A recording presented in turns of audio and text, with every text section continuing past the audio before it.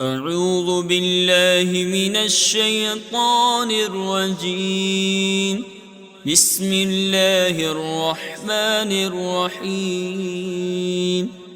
ألهاكم التكاثر حتى زرتم المقابر، كلا سوف تعلمون ثم كلا سوف تعلمون، كلا لو تعلمون علم اليقين لترون الجحيم ثم لترونها عين اليقين ثم لتسألن يومئذ عن النعيم.